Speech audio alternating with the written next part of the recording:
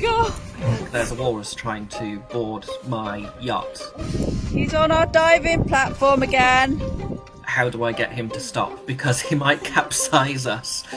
He's big! Here he goes. It's not every day that you see a walrus obsessed with climbing on people's boats.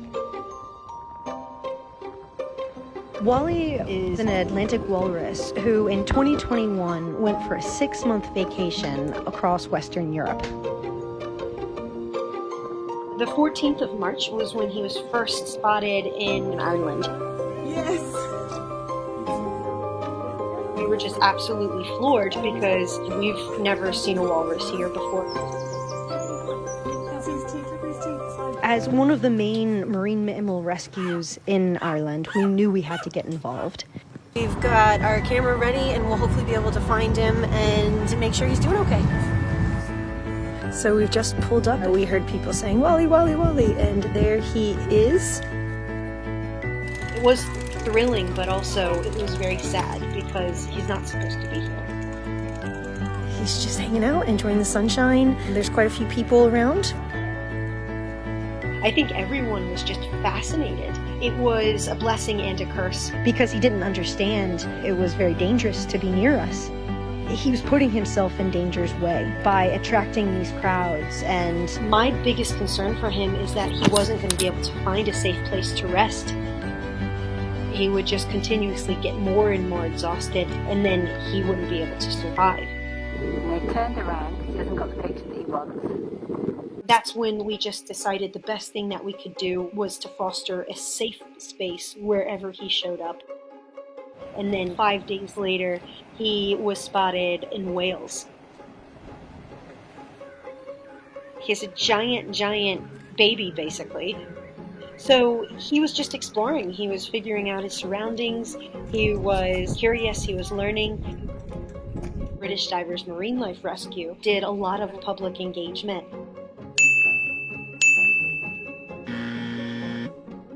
He had no fear of people coming up close to him or coming in amongst people and hauling out in harbours. So there was a lot of effort that went into getting out messaging and how we needed to act around him to keep him safe. Then he was spotted in Cornwall for just 1 day. Then we didn't hear from him again until he turned up in La Rochelle towards the south side of France. He just kept going further south. And then he shocked us all by showing up in Bilbao, Spain. We became really concerned. Just seems like he just continuously was going in the wrong direction.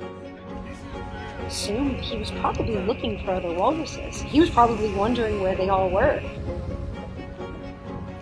The world was watching to see how far is this walrus going to go. Thankfully, and that's as far south as he made it during his adventure around Western Europe. Nobody knew where he was for about 2 weeks until the 17th of June.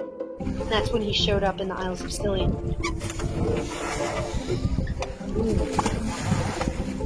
He became much more focused on hauling out on boats. One of the theories that we came up with is, of course, up in the Arctic they would haul out on floating ice because he has no concept of money. Probably something he would never realise is the upset he would cause people by damaging their property. That's the end of that. Once he started sinking boats, we became increasingly concerned that someone would harm him. And they basically came up with the idea of situating a pontoon specifically for him, so that would keep property safe, which indirectly will keep him safe. Sort of got into a routine after we were able to provide him with his floating bed. He did spend a lot of time resting. It meant that all of the nutrients that he acquired from those feeding expeditions was able to be put on as blubber. I think maybe he anticipated he was going to have a long swim back. He moved on and ended up in Ireland from the 2nd of August. He took off after a few days, and when we didn't see him again, we thought that the worst had happened. because a storm came in and we were very worried that he was lost somewhere in the middle of the Atlantic. After Wally had been missing, then a second walrus was spotted in Europe. So it turns out she's actually been cruising around European waters since 2019, and what really played out with Freya was similar to Wally. Walruses are very, very social creatures, and so she was being conditioned to approach humans. And then we were notified again that a walrus had been spotted in Iceland. There were questions around whether this was a third walrus that had turned up in Iceland, or if it was Wally, or potentially Freya. But fortunately we had quite a lot of really good photos of Wally. On both of his front flippers there were some quite distinctively shaped scars. We were able to match those very unique scar patterns to Wally, and that's how we knew it was definitely him. I just absolutely jumped for joy. The fact that it did end up with him back in Iceland was best case scenario. He did end up going in the right direction. And hopefully now he's somewhere back in the Arctic amongst other walruses doing normal walrus things. Wally is absolutely a success story. He beat all the odds by surviving that journey around European waters in a completely non-native habitat to himself. But the same cannot be said for Freya. Freya was never able to make her way back home, and just like Wally, Freya was deprived of her own kind, so she did settle for the next best thing, which would be human activities. But she did not realize just how dangerous we are. We at British Divers Marine Life Rescue had contact with a wildlife welfare organisation in Norway who were asking for advice, which we responded to with the case study of Wally. We were absolutely devastated to learn that the Norwegian Directorate of Fisheries decided to euthanize Freya.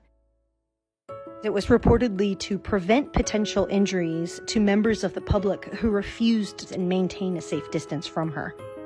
It feels like a lot more could have been done, because some of the pictures show large crowds of people almost within touching distance of her, and clearly there needed to be a lot more management of people.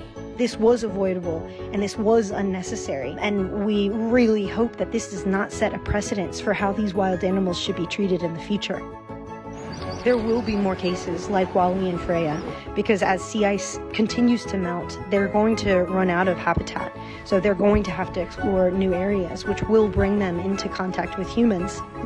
So it is our responsibility to not only protect their native habitat, but to also treat them with respect when they do come within our range, so that they have the hope of returning to their normal habitat like Wally did.